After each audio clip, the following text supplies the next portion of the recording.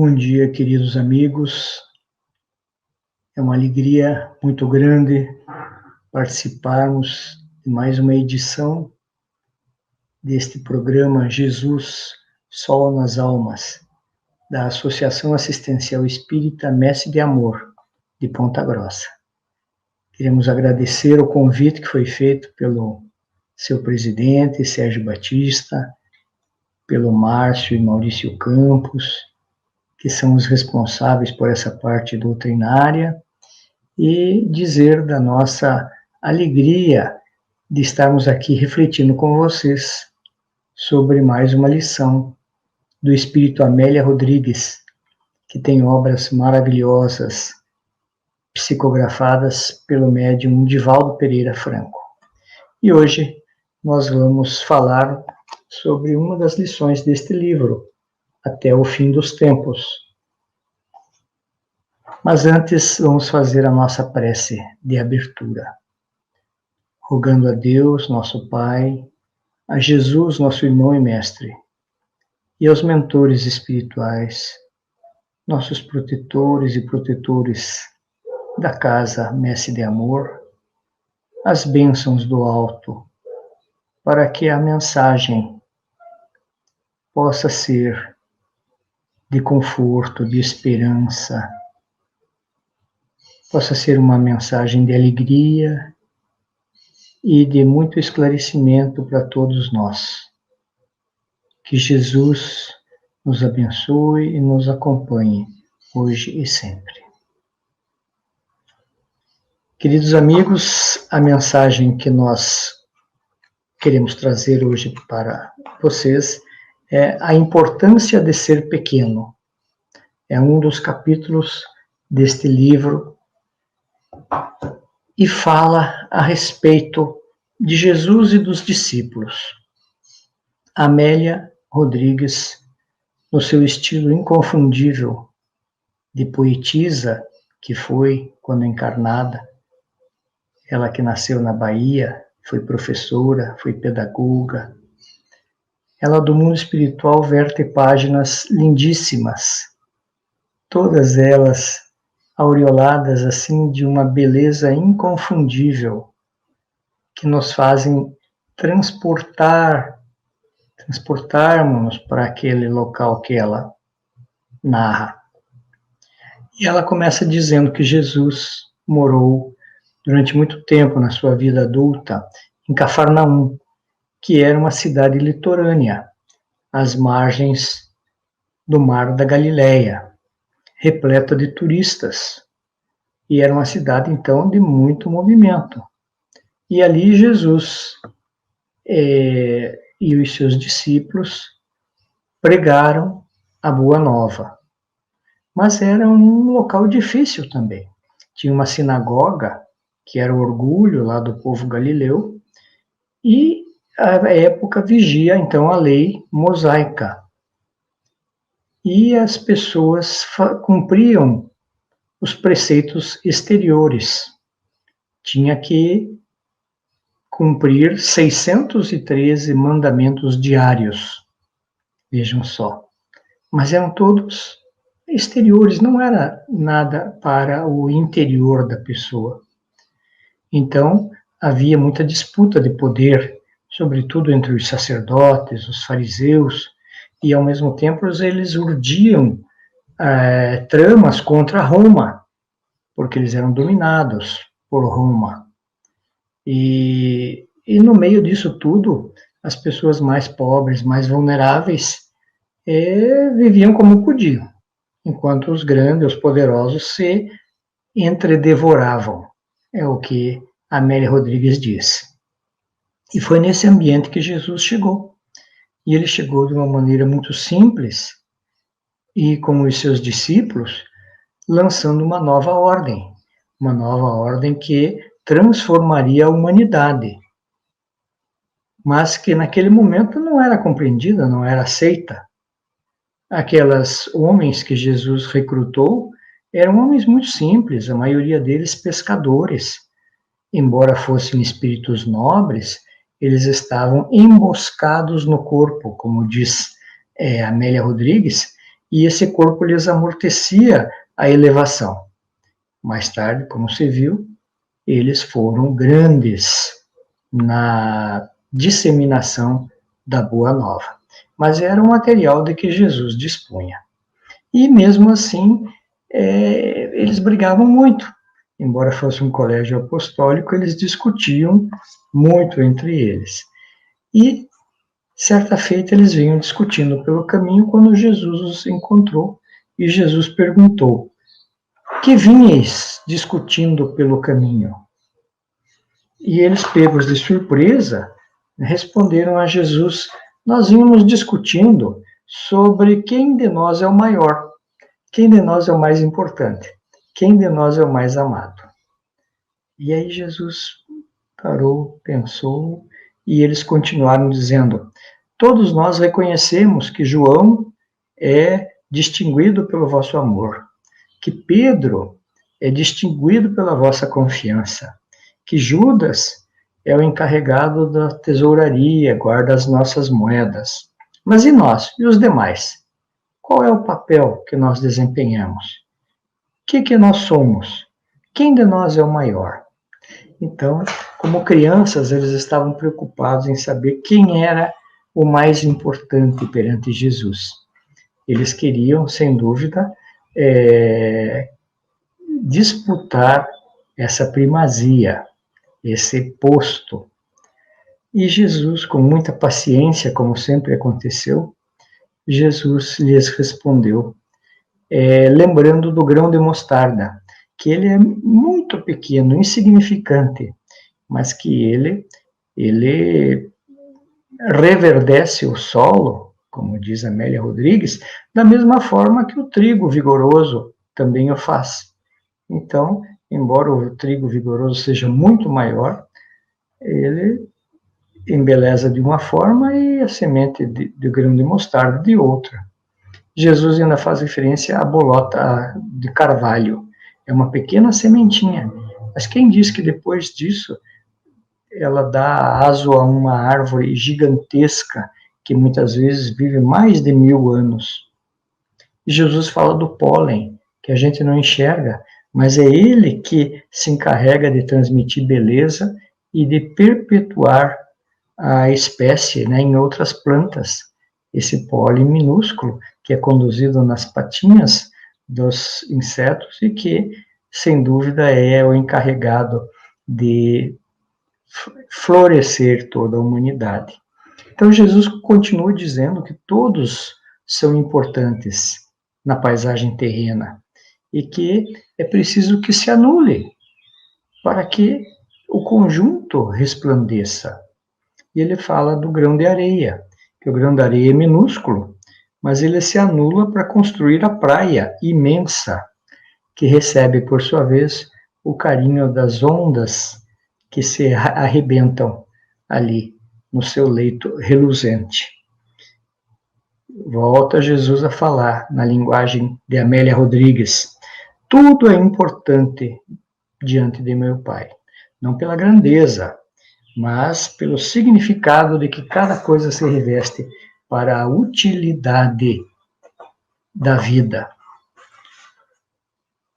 E arremata Jesus dizendo: entre os homens, o maior é sempre aquele que se esquece de si mesmo, tornando-se o melhor servidor. Veja só, esquece de si mesmo, tornando-se o melhor servidor.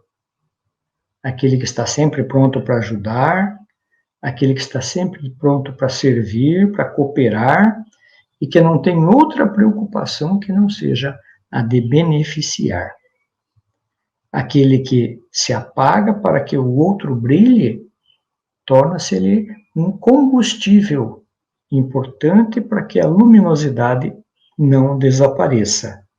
Então, aí Jesus diz a lição da qual foi extraído o nome, a importância de ser pequeno. Jesus fala: há uma grande importância em ser pequeno, graças a cuja contribuição se apresenta o conjunto grandioso. E fica aqui para nós, então, essa lição de Jesus. Porque nós muitas vezes confundimos. nós procuramos o brilho dos palcos. E certa feita, Emmanuel até repreendeu Chico Xavier. Emmanuel, que era o seu mentor, disse ao Chico: olha, se você gosta de palco, eu não gosto. Se você quer ser vedete, eu não quero. Se você quiser aparecer, eu vou procurar outro médium para me servir de parceria. Então ele estimulava para que Chico fosse humilde, para que Chico procurasse ser anônimo. E Chico sempre fez isso, né? Quando lhe falavam, oh, grande Chico Xavier, ele dizia, eu sou o Cisco Xavier, o Cisco Xavier. Ele sempre procurava se colocar nessa posição assim, para que não o envaidecessem, para que ele não o idolatrassem, não o endeusassem. E esse exemplo a gente vê também em Raul Teixeira, né, que já quiseram dizer que ele é o Pelé do patrocínio, Pelé do espiritismo, o José do patrocínio, Rede Vivo. Ele sempre afastou esse tipo de colocação. Divaldo Franco, da mesma forma, embora ele seja o maior divulgador contemporâneo da doutrina espírita, né, por todo o mundo, muitas vezes dizem que ele é a reencarnação de Paulo de Tarso, ou de Francisco de Assis, ou até de Sócrates, veja só. E ele rechaça esses absurdos de maneira alguma, né? Então, meus caros amigos, Jesus, nessa passagem, diz-nos Amélia Rodrigues, fez um silêncio para que as pessoas absorvessem o seu ensinamento e depois acrescentou: aquele que dentre vós desejar ser o maior, aquele que desejar ser o mais importante, o mais amado, torne-se então o melhor amigo, o melhor servidor, sempre pronto para ajudar e desculpar. Esse sim, quando ele faltar, estiver ausente, as outras pessoas sentirão a falta dele. Esse sim se torna um alicerce para a construção do edifício do bem no mundo. Então foi assim que Jesus arrematou a lição, dizendo-nos que aquele de nós que quiser ser o maior do ponto de vista espiritual, torne-se o menor dentre as pessoas. Não procure ser o mais importante, o vencer tudo, o estar sempre no topo, que, aliás, essas pessoas são, muitas vezes, até consideradas antipáticas. Então, seja o melhor servidor, o melhor amigo. E é isso mesmo, queridos amigos, porque, sem dúvida, que o brilhe a vossa luz, que Jesus falava, é no sentido de brilhar a nossa luz interna, para glorificar nosso Pai que está nos céus. Vós sois deuses, Jesus falou, mas ele próprio, que era um espírito puro, jamais se atribuiu essa qualidade de rei, do mais sábio, do mais culto, de maneira alguma. Ele disse que ele era, sim, o pastor, o pastor de almas, que ele veio para que nenhuma ovelha do rebanho do meu pai se perdesse. Mas até mesmo o título de bom, ele rechaçou. Jesus diz que bom só o Pai. Vejam vocês. Então, ele também não se acovardou com as agressões, as ameaças dos fariseus. Jamais. Sua grandeza de alma demonstrava isto. Então, Jesus escolheu esse caminho desde o seu nascimento.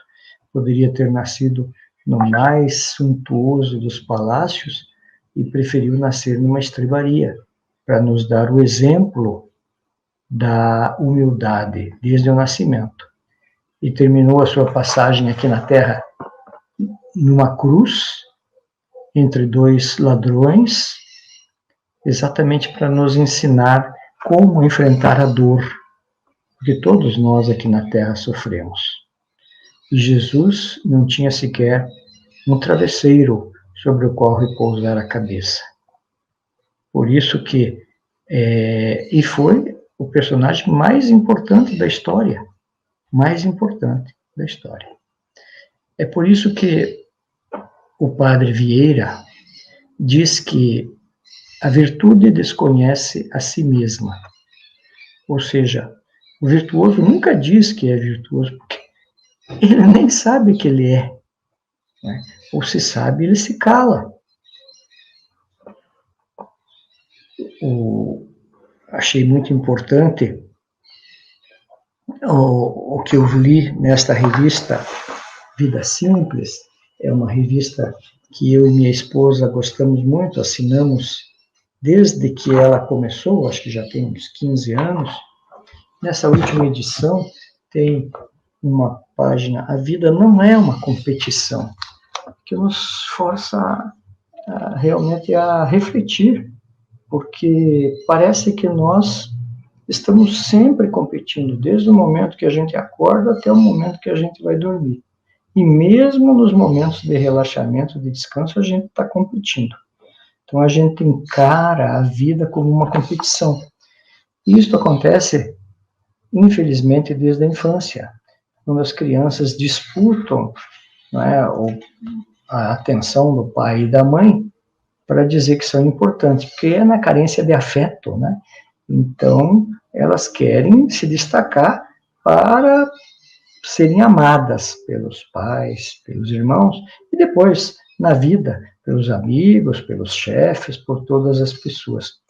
Então, quando a gente procura, através da competição, este amor, este afeto, para suprir esta carência, a gente só está demonstrando a nossa insegurança.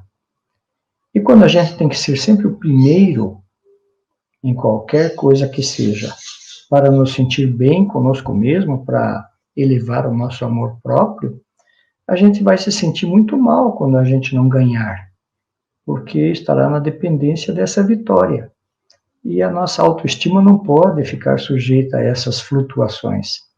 A nossa autoestima tem que estar atrelada ao fato de sabermos que somos filhos de Deus, espíritos em construção, fadados à perfeição, mas que precisamos progredir por nós mesmos, edificando o reino de Deus no nosso íntimo.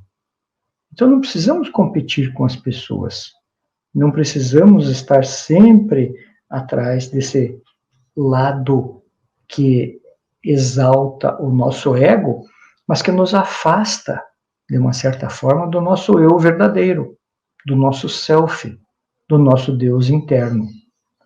Então, esta lição aqui, esta revista Vida Simples, nos ensina que a gente precisa explicar às crianças desde cedo que elas têm que aprender a lidar com as frustrações. Isso fazem parte da vida. Isto lhes dá musculatura para ela aguentar o peso dos reveses que virão na vida adulta e que são normais, não é? E que evite estar se comparando sempre com os outros. Evite e abandone essa obrigação de ganhar sempre, porque isso nos dá uma tensão permanente. A gente acha que está sempre em perigo constante se a gente não estiver no topo. E quando a gente quer sempre sair correndo na frente para chegar em primeiro lugar lá na reta de chegada, a gente esquece de ver a beleza do caminho. E é nisso que realmente consiste a grande felicidade da vida. É desfrutarmos da beleza e das surpresas do caminho. Daquilo que é maravilhoso, a gente olhar em torno, ver a beleza das coisas, degustar a natureza, sentir prazer em estar com os amigos e conversar sobre amenidades, auxiliar uma pessoa que precisa, ainda que ela não nos agradeça, ainda que ela não seja reconhecida, porque o sentido da vida não é a chegada, é o caminhar. Então, esta lição nos fala isso, né, para que a gente encontre o sentido não da competição, mas da cooperação, que esta é a palavra de ordem das almas mais elevadas, para que nós também possamos viver com mais leveza, sem cultivar tanto o perfeccionismo, sem querer ser sempre primeiro em tudo, para que nós ganhemos, então, também em qualidade de vida, e não estejamos sempre em busca do troféu do maior, do melhor, do primeiro lugar. Vejam vocês como é difícil. Outro dia eu assisti ainda a palestra acredito que do Marcel Mariano, lá no Evangelho no Lar, do CEIC. Ele dizia como é difícil a vida dessas pessoas que têm que estar sempre em evidência. Os youtubers, os influencers, né, da tecnologia, da mídia digital, porque eles contam o seu sucesso pelo número de seguidores. E estão sempre se comparando com outros para saber quem é que está na frente. E será que são felizes? Porque cada dia eles têm que se superar. Cada dia tem que produzir matéria nova, melhor do que a do outro. Então vivem naquela eterna tensão. Não relaxam nem mesmo nos momentos de descanso. Aliás, não se dão o direito de repousar. E repousar também é uma lei. A lei do trabalho prevê a lei do repouso, para que nós possamos dar à alma asas à inteligência, elevar a alma acima das coisas materiais. A gente vê também os homens de destaque no mundo, né? Nem sempre são felizes, porque eles são extremamente ocupados, sua cabeça cheia de responsabilidades, eles vergam sob o peso que lhes está no ombro. A gente vê quantas dessas pessoas dariam tudo para descansar e poder fazer o que eles realmente gostam, junto com os amigos, com a família, ter dias mais leves, né? E muitos se perdem nesse caminho. Muitos que têm uma vida de destaque, chegam àquelas posições de importância, se perdem pelo caminho e contraem grandes débitos. Então, Raul Teixeira nos fala, numa das suas palestras, que muitos deles depois renascem em posição muito humilde e vão geralmente varrer a rua que tem o seu nome. Eles nem sabem por quê, mas eles estão lá na rua José da Silva, eles ficam olhando para aquela placa, é a personalidade deles em vida passada, que se comprometeu tanto, e agora eles vêm numa existência, muitas vezes, de dificuldade, para que eles aprendam a valorizar realmente a existência aqui na Terra. Então, queridos amigos, esta passagem de hoje, de Amélia Rodrigues, nos concita a pensar na importância de ser pequeno, ou seja, na importância de nós nos anularmos muitas vezes para que o brilho dos outros apareça, para que o brilho do Pai, para glorificar a Deus que está nos céus. E nós temos mais do que a autoridade, mais do que a riqueza, mais do que qualquer outro valor amoedado, o conhecimento espírita. E esta sim é um talento maravilhoso, porque nós podemos aplicar em todas as situações da nossa vida. Então, isto tem um valor incalculável, mas tem também uma responsabilidade. Lembramos de Paulo, quando ele era Saulo de Tarso, ele era importante, ele era juiz do Sinédrio, ele podia dar sentenças condenando à morte, como aconteceu com Estevão. Ele não era feliz, ele era angustiado. Ele só foi encontrar a paz pela primeira vez, depois que encontrou Jesus na estrada de Damasco, depois que encontrou Ananias, e foi lá numa casa, acredito que em Damasco mesmo, que no quarto de uma humilde lavadeira, na sala, melhor dizendo, que ela alugava para poder atender um filho deficiente, que ele se encontrou com Ananias, homens analfabetos, mulheres que com seus filhos, pessoas muito simples, mas que traziam verdades muito grandes nas suas conversas, refletir sobre os ensinamentos de Jesus, e ali ele viu tesouros que ele jamais tinha visto nos ambientes luxuosos do Sinédrio, né? Porque muitas vezes os ambientes mais luxuosos, cheios de mármore e ouro, com serviçais e com abundância de tudo que são coisas materiais, são extremamente vazios. É onde se demora a tristeza, o tédio, é onde se demora o medo e as disputas. Então foi ali, naquela sala humilde daquela casa da lavadeira, que Paulo encontrou pela primeira vez a paz que ele tinha sentido no dia em que ele viu Estevão falando lá na casa do caminho. E foi ali que ele descobriu o verdadeiro sentido de amar ao próximo, que foi o que ele fez o restante da sua vida, né? Ele renunciou aos poderes do Sinédrio e foi trabalhar em favor do Cristo. Apanhou, foi açoitado, foi preso, teve muita dificuldade, mas ele venceu. E é assim, queridos amigos, que nós vemos que muitas vezes, aqui na Terra, nós somos levados a ocupar posições de certo destaque público, que a vida nos leva e a gente precisa também atender à sociedade, né? Nós precisamos abraçar ideais nobres de engrandecimento da sociedade, da comunidade em que a gente vive. Então, às vezes, a vida nos leva por esse caminho. Então, não há nada de errado em nós assumirmos também posições difíceis, complexas, mais graves, mesmo que seja de uma pessoa que tem muitos subordinados sob seu comando, um político e tudo mais. Mas o que importa é, se nós nos julgamos preparados para isso, que o façamos. Mas o que importa é que se a gente estiver nesta posição, nós não esqueçamos da nobreza de consciência e dos valores morais. Não deixemos nunca inverter esses valores.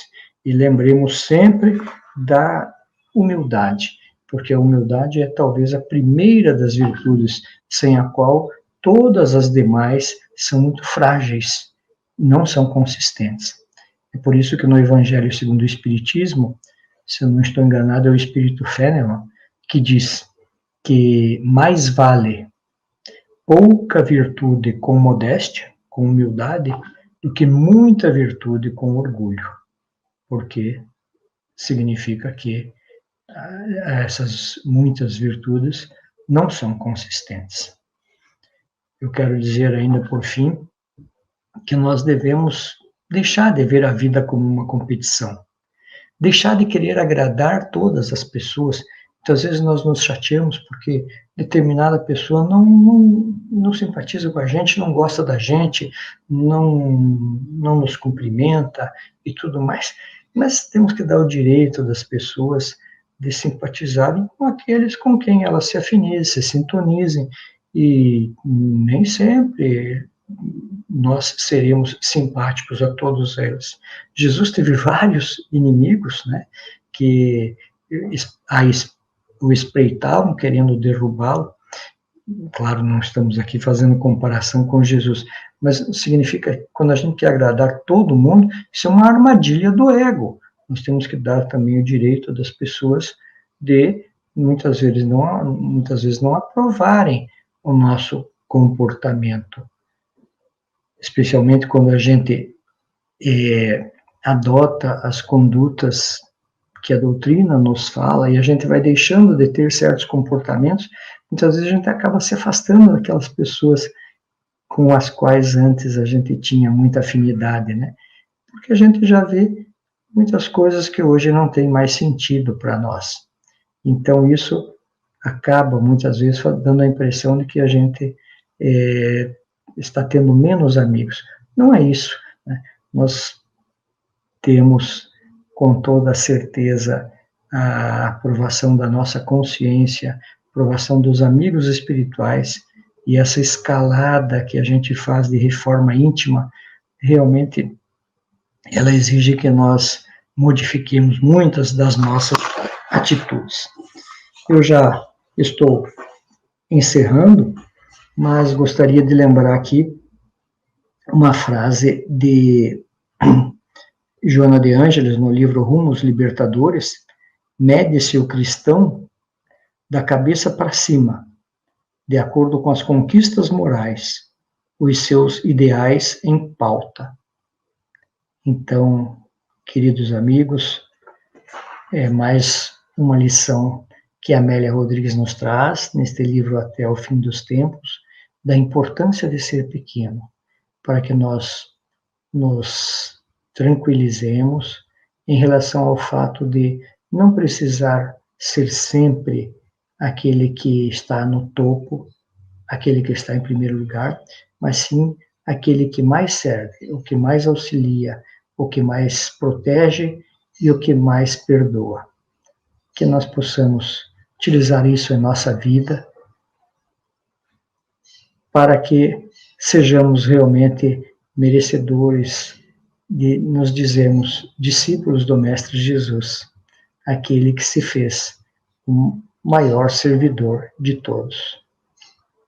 Agradecemos a oportunidade de estar aqui reunidos nesta casa maravilhosa, que já tem mais de 40 anos de trabalho, um trabalho exercido com muito amor, junto à comunidade vulnerável, comunidade de pessoas simples, ali da Vila Eugenberg, da Vila Pompeu, da Vila Cristina, porém, pessoas extremamente fortes, que elas sim nos ensinam muito sobre humildade, sobre mansidão, sobre a afabilidade e sobre fortaleza, fortaleza de caráter.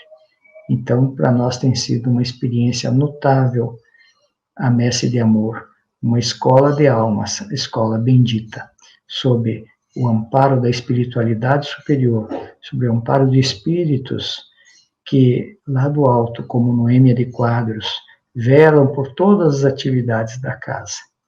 Então, que Jesus nos abençoe e nos proteja.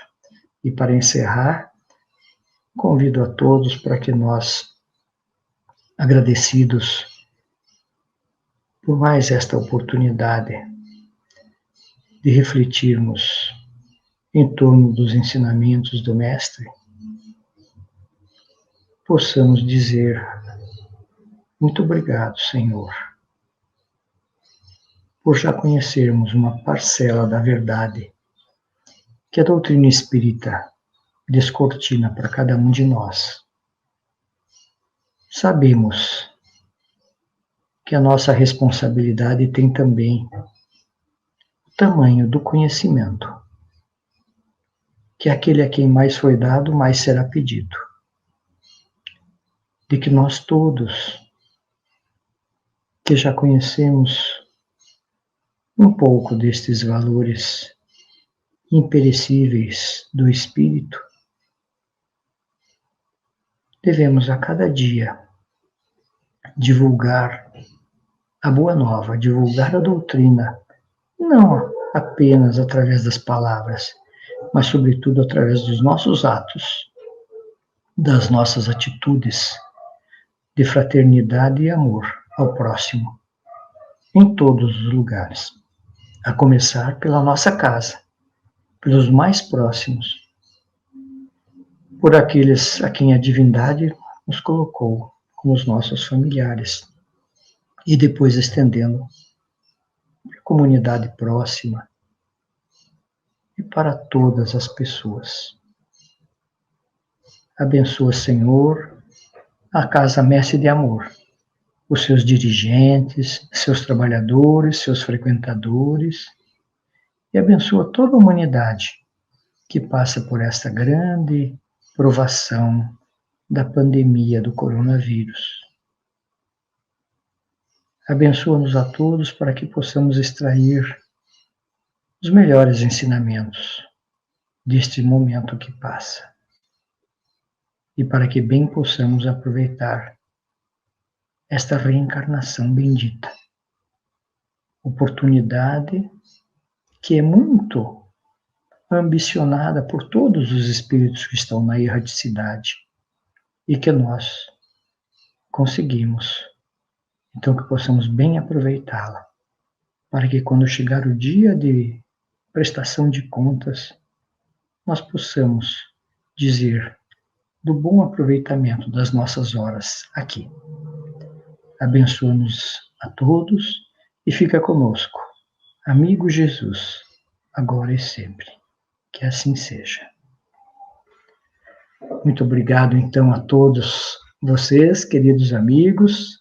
Obrigado mais uma vez à Casa Messe de Amor pelo convite que nos fez e até uma próxima oportunidade, se Deus quiser, quando retornaremos com as lições de Amélia Rodrigues e de Jesus. Muito obrigado.